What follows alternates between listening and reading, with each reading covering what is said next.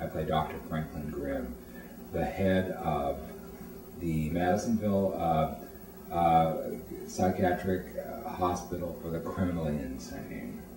It's a position that he's very proud of. It's a position that he covets with impunity. I told people that I know, I said, well, I'm in a movie and I'm playing Dr. Franklin Grimm, and I expect them to laugh. But they don't, they just look at me like, well, how appropriate.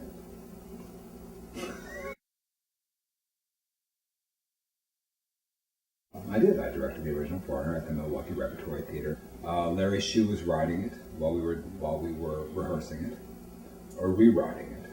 I knew it was pretty funny. I knew Larry Shue was a good writer. I knew that there was a lot of potential in the material.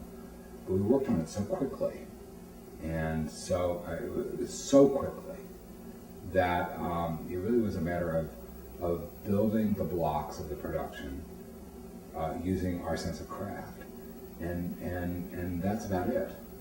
So it wasn't until we actually had our first big audience that we realized how actually funny the play was.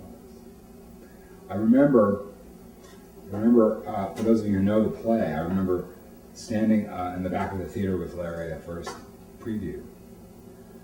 And Larry had said, if they just laugh a little bit, I'll be happy. And I thought that was the same.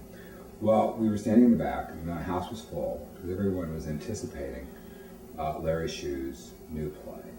And he was much beloved in Milwaukee, both as an actor and a writer. And so the opening happened, and there were some titters, there were some chuckles in the first scene. But when we finally got to the breakfast scene, which is a good, I would say, 25 minutes into the play, they were pretty much laughing hysterically a lot. And more than we really, on things that I didn't know were funny. When we finally got to the language lesson, C, which is later in the play, I've never seen this happen before. Every line got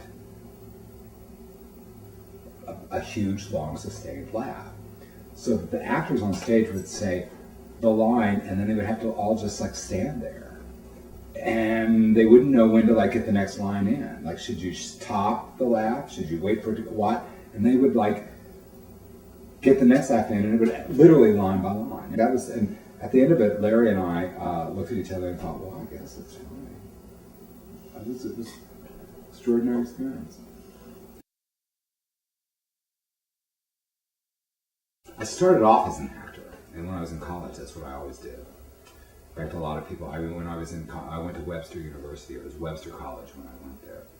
And I went as an actor, and I acted in a lot of things. In fact, I think in the 4 years I was there, I think I acted in something like 60 plays. I always enjoy the acting process because I don't have to worry about the directing stuff. It's up to the director to hone it, to guide it in a direction, to keep it going, to keep it focused. It's fun because I can just go. What's exhausting about it is that the camera captures thought.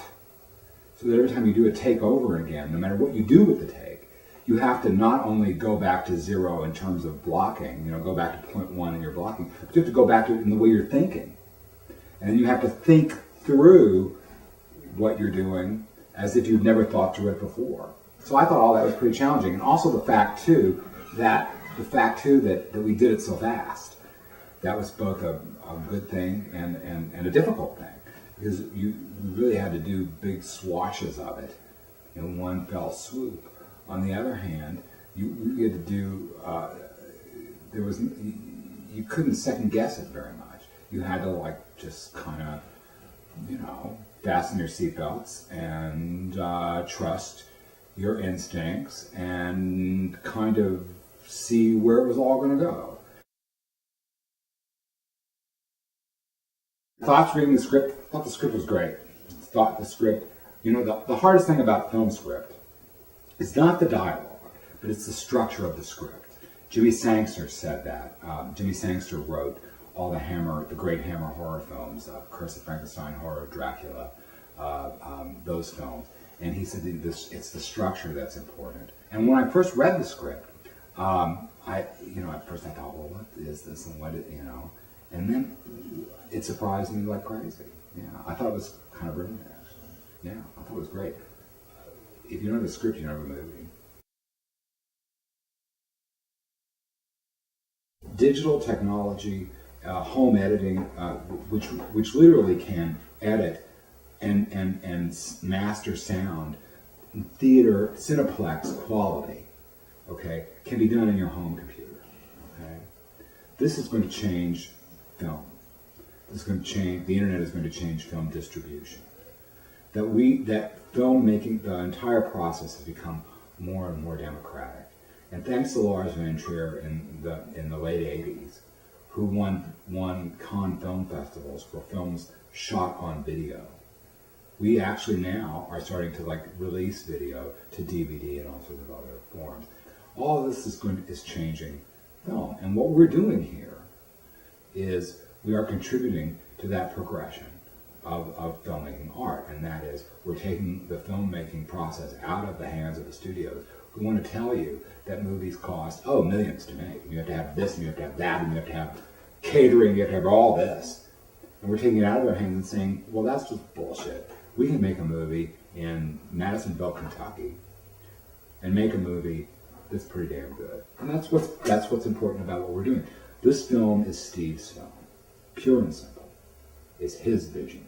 There is no one over his shoulder telling him, you have to do this, you have to do that. And to me, this is the core of regional filmmaking, just like regional theater. After the Guthrie came about in the late 50s, and then regional theaters cropped up all over the United States. This is the core of regional film.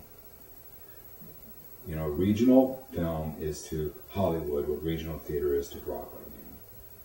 And then ultimately, because we don't have to worry about our demographics because we're spending $75 and $100 million, our films in the regions can reflect a single vision, a single personal vision. And out of that will come true innovation. So that's what I think.